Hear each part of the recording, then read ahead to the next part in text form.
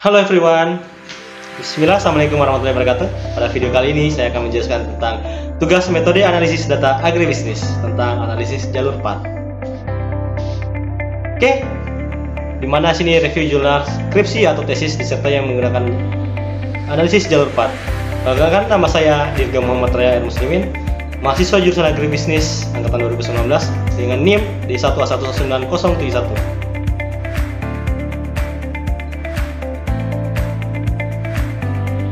Oke, baik, di sini pengertian analisis path. Pertama, menurut Robert de Rutherford tahun 1993, di mana analisis jalur ialah suatu teknik untuk menganalisis hubungan sebab akibat yang terjadi pada regresi berganda. Jika variabel bebas yang mempengaruhi variabel tergantungnya tidak hanya secara langsung, tetapi juga secara tidak langsung. Kedua, menurut Paul Webley tahun 1997, analisis jalur merupakan pengimbangan langsung bentuk regresi berganda dengan tujuan untuk memberikan estimasi tingkat kepentingan atau magnitude dan signifikansi atau significance. Hubungan sebab akibat hipotetikal dalam seperangkat variabel. Syarat-syarat analisis path. Persyaratan mutlak yang harus dipenuhi saat kita akan menggunakan path analisis diantara yang pertama, data metrik berskala interval. Yang kedua, terdapat variabel independen, exogenous, dan dependent endogenous. Untuk model regresi berganda dan variabel perantara, untuk model mediasi dan model gabungan mediasi dan regresi berganda serta model kompleks. Yang ketiga, ukuran sampel yang memadai. Sebaiknya di atas 100 dan idealnya 400 sampai 1000.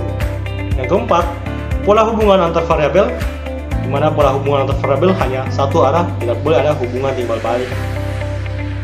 Hubungan sebab akibat didasarkan pada teori yang sudah ada dengan asumsi sebelumnya menyatakan bahwa memang terdapat hubungan sebab akibat dalam variabel-variabel yang sedang kita teliti.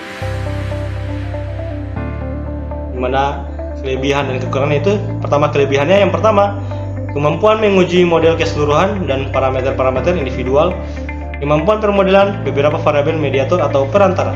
Yang ketiga, kemampuan mengestimasi dengan menggunakan persamaan yang dapat melihat semua kemungkinan hubungan sebab akibat pada semua variabel dalam model. Yang keempat, kemampuan melakukan dekomposisi korelasi menjadi hubungan yang bersifat sebab akibat atau causal relation, seperti pengaruh langsung direct effect dan pengaruh tidak langsung indirect effect. Dan ada juga kekurangan. Yang pertama itu tidak dapat mengurangi dampak kesalahan pengukuran. Yang kedua, analisis jalur hanya mempunyai variabel-variabel yang dapat diobservasi secara langsung. Dan yang ketiga, analisis jalur tidak mempunyai indikator-indikator suatu variabel laten.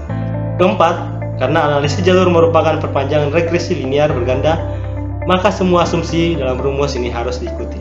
Dan yang kelima, sebab akibat dalam model hanya bersifat searah atau one direction, tidak boleh bersifat timbal balik atau reciprocal.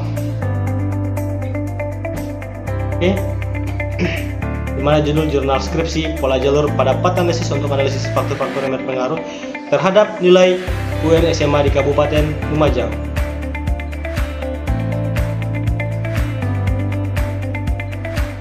Dimana penulis jurnal atau skripsi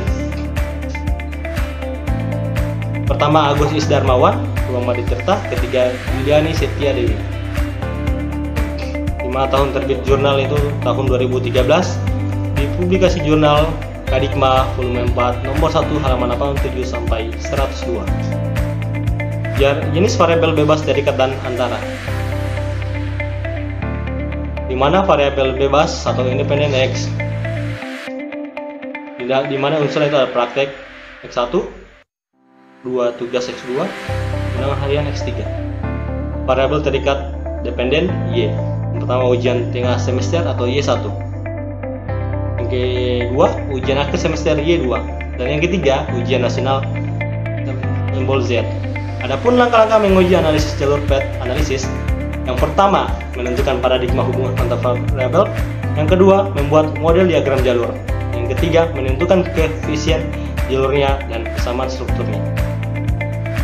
Oke, hasil analisis menentukan paradigma hubungan antar variabel, di mana persamaan struktur pertama yaitu Y1 sama dengan PY1X2 dikali X2 ditambah PY1X3 dikali X3 tambah PY1XP1 dikali XP1.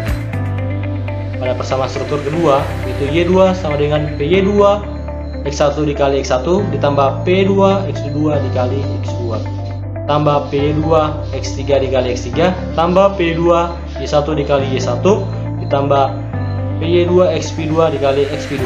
Pada persamaan struktur ketiga, Z sama dengan PZ X1 dikali X1 ditambah PZ X2 dikali X2 ditambah PZ X3 dikali X3 ditambah PZ Y1 dikali Y1 ditambah PZ Y2 dikali Y2 ditambah PZ dikali XP3 kali R². Oke, pada slide tersebut membuat model diagram jalurnya, dimana ini adalah terdapat ada 4 gambar. Ini adalah model setelah dimasukkan persamaan yang ada pada slide sebelumnya yang dijelaskan.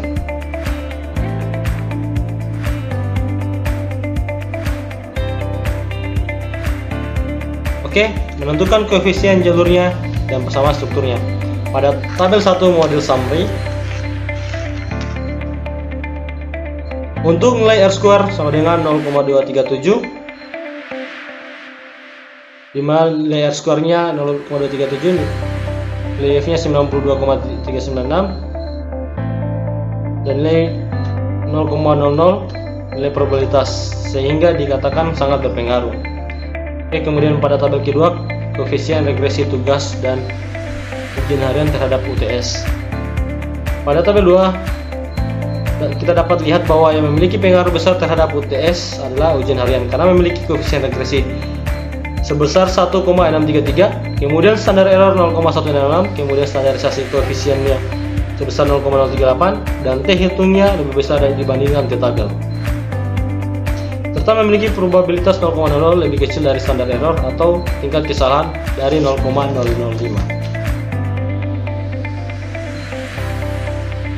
Oke, pada tabel 3 model summary-nya, pada model statistik hitung nilai R², nilai hitungnya itu 0,652, kemudian F hitung 190,201, untuk probabilitasnya 0,00, sehingga tugas praktek ujian harian dan UTS sangat berpengaruh terhadap UAS. Pada tabel 4, yang memiliki pengaruh lebih besar terhadap UTS adalah nilai tugas karena memiliki T hitung lebih besar dari T tabel dan standar error atau probabilitasnya lebih kecil dari 0,05 yaitu sebesar 0,048. Oke, pada tabel kelima, nilai perhitungan statistiknya untuk nilai R² 0,935, F hitungnya 1707,658, lebih besar dari F tabel dengan signifikan atau probabilitas sebesar 0,00 atau lebih kecil dari tingkat kesalahan. Oke, pada tabel ke-6, koefisien regresi tugas praktek ujian harian UTS UAS terhadap ujian nasional dengan nilai koefisien beta sebesar 0,476 dengan T hitung sebesar 28,403 atau lebih besar dari T tabel dengan nilai signifikan atau probabilitas sebesar 0,00 atau lebih kecil dari 0,005. Oke, selanjutnya ada tabel pengaruh variabelnya, pengaruh kausal X1 terhadap Z, pengaruh langsungnya 0,260, total pengaruh tidak langsungnya sebesar 0,260, X2 terhadap Y2 0,073, total pengaruh tidak langsungnya 0,073, X2 terhadap Z 0,161, pengaruh tidak langsungnya melalui Y2 sama dengan 0,16, jadi total 0,177. Pengaruh variabel X3 terhadap Y1, nilai pengaruh langsungnya 0,461, nilai totalnya 0,461. X3 terhadap Z, pengaruh kausal langsungnya 0,151, pengaruh kausal tidak langsungnya 0,219 melalui Y1, dan melalui Y1 dan Y2 total 0,072. Jadi totalnya yaitu 0,443. Y1 terhadap Y2, pengaruh kausal langsungnya 0,724, jadi totalnya 0,724. Pengaruh Y1 terhadap Z yaitu langsung 0,476 dan tidak langsungnya 0,156. Jadi total pengaruh kausalnya 0,632. Pengaruh variabel Y2 terhadap Z, pengaruh kausal langsungnya 0,216. Totalnya 0,216. Oke, baik. Sekian dari presentasi video saya. Lebih dan kurang yang mohon dimaafkan. Semoga bermanfaat untuk kita semua. Akhir kata, wabillahi taufiq wal hidayah. Wassalamualaikum warahmatullahi wabarakatuh. Terima kasih.